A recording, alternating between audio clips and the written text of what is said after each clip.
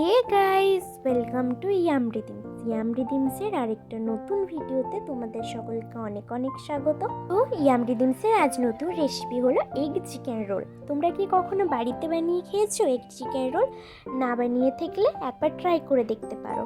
প্রথমেই রুল ময়দা, তাতে অল্প লবণ দিয়ে সেটাকে ভালোভাবে মেখে নিতে হবে। এরপর সেই রুটিগুলোকে করে সেঁকে নিতে হবে।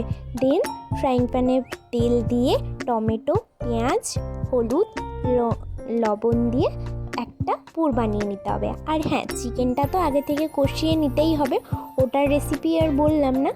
তো এটাকে আরেকটা পুর বানিয়ে নিতে হবে।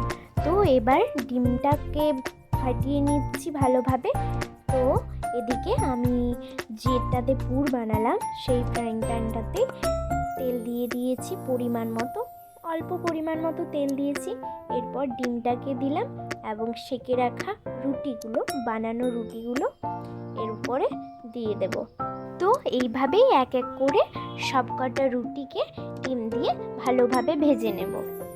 তো সেদিনকে প্রায় 15 থেকে 20টা মতো আমি এগরোল বানিয়েছিলাম বাড়িতেই।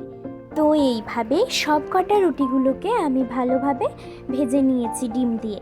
এরপর কেটে রাখা পেঁয়াজ কুচি, আর আগেই বললাম চিকেনটা কষিয়ে রেখেছি, তো সেই চিকেন দিয়ে ভালোভাবে রোল আকারে করে নেব। তো প্রথমেই দেখো পেঁয়াজ কুচি দিয়েছি, তারপর দিয়ে দেবো সেই টমেটো পেঁয়াজ দিয়ে বানানো পুরটা অল্প পরিমাণে, আর তার সাথে চিকেন